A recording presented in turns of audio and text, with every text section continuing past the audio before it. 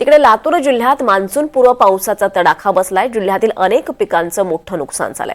तर आता शिरूर, अनंतपाळ ते उदगीरला जोडणाऱ्या धरणी नदीवरील पर्यायी पूल हा वाहून गेलाय आणि त्यामुळे 20 गावांचा संपर्क हा तुटलाय। परिणामी या मार्गावरील वाहतूक ही ठप्प झाली आहे। या संदर्भात अधिक माहिती घेऊयात। आपल्यासोबत आपले प्रतिनिधी सुनील कांबळे। सुनील, मान्सूनपूर्व पावसाचा तडाखा बसल्याचं कळतंय। लातूर जिल्ह्यात सध्या तिथली परिस्थिती काय?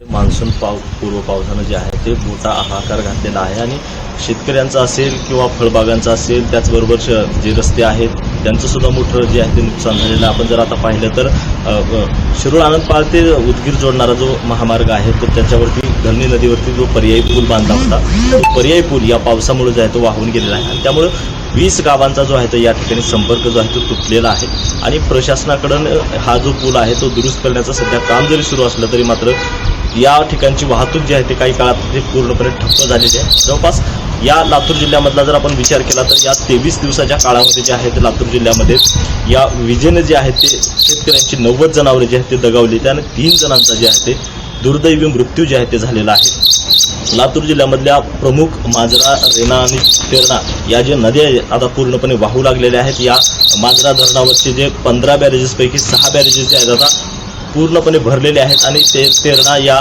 बॅरेजेस धरणावरती 9 बॅरेजेसपैकी 3 बॅरेजेस जे आहेत ते पूर्णपणे भरलेले आहेत। म्हणजे एकूण परिस्थिती जर पाहिलं तर आता जर पाऊस या पुढे जर राहिला तर जिल्ह्यामध्ये पूरस्थिती निर्माण होण्याची शक्यता आहे। त्यामुळं जिल्हा प्रशासनाच्या वतीनं सुद्धा आपत्ती व्यवस्थापन विभागानं जे आहे ते 6 पथके वेगवेगळी तयार करण्यात आली। एका पथकामध्ये 10 व्यक्तींचा जो आहे तो समावेश करण्यात आलेला आहे आणि 9 ते 10 बोटी यात सुद्धा सज्ज करण्यात आलेल्या आहेत। आणि दुसरीकडे पाहिलं तर या सलग सुरू असलेल्या या पावसामुळे जे शेतकऱ्यांच्या शेती पिकाचं मोठं नुकसान झालेलं आहे।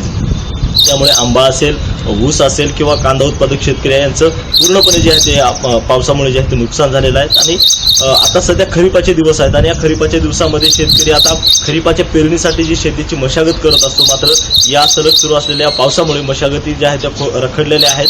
त्यामुळे शेतकरी जे आहेत आता हातभर झालेला आहे आणि पेरणीचे दिवस आता काही दिवसावर आहेत। त्यामुळे शेतकऱ्यांच्या पेरण्या सुद्धा या पावसामुळे कुठेतरी लांबण्याची जी आहे शक्यता आहे। दीपाली, निश्चितच धन्यवाद सुनील, आपण दिलेल्या या सगळ्या सविस्तर माहितीसाठी।